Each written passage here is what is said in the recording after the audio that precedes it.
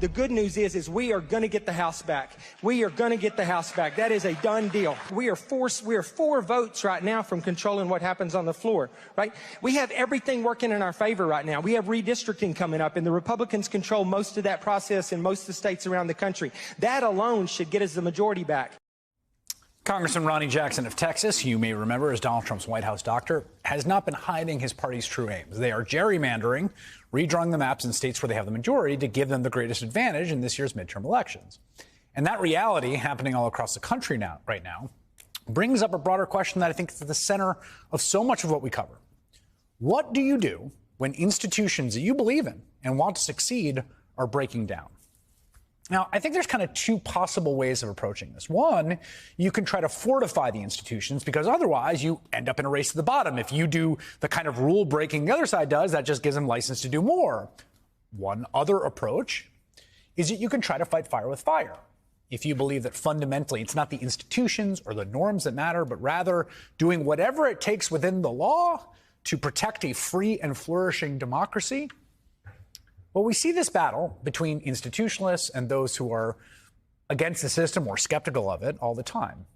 Really great piece by journalist Alex Perrine, who wrote about it recently, arguing that institutionalists, who make up the vast majority of the Democratic Party, staffers and elected members, have trouble reaching an anti-system person because they think being against the system is an inherently adolescent and silly mindset. But believing in things like the integrity of the Supreme Court has proven to be, I think, much sillier and much more childish. There's a great illustration playing out right now in the redistricting battles in Ohio and New York of this dilemma of institutions breaking down and what to do about it. So earlier this year in Ohio, the state Supreme Court struck down Republicans' aggressively gerrymandered new congressional map, which plainly violated the state law. Quote, a state law overwhelmingly approved by voters in 2018 to prevent a map that unduly favored one party or its incumbents.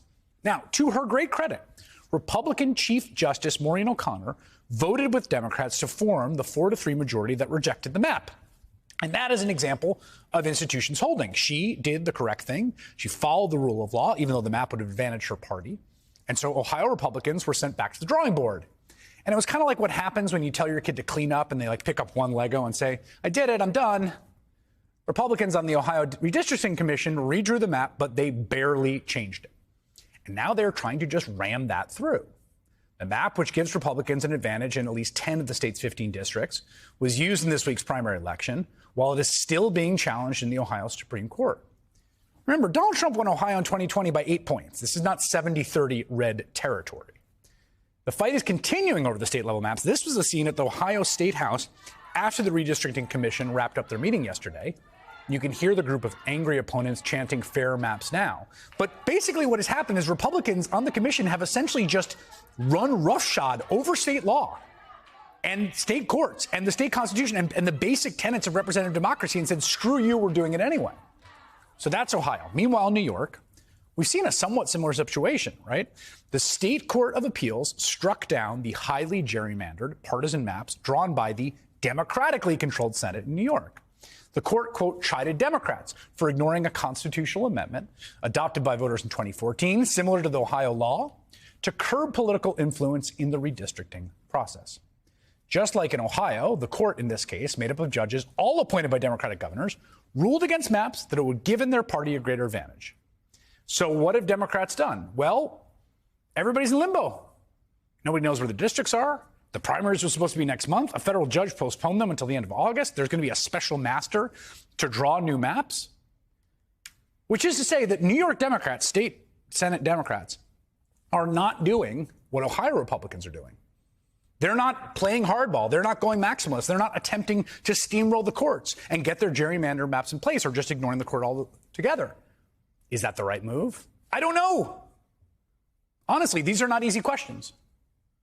I mean, generally, yes, you should abide the state constitution, particularly when people tell you they vote for a prohibition on partisan gerrymandering. You should abide by state Supreme Court rulings, particularly when they are correct. In both Ohio and New York, these were pretty aggressive partisan gerrymanders in direct violation of state law. But the net effect of Republicans being lawless in Ohio right now, at least, jamming their gerrymander maps through over the objection of the court, and Democrats being essentially law-abiding in New York, following the court's ruling and postponing the primaries, is that Republicans will likely net 3 or 4 seats in Congress. And among those 3 or 4 may be the MAGA rapper, who just became the Republican nominee in Ohio's 9th District. We'll talk about him and the rest of the Trump class of 2022 next.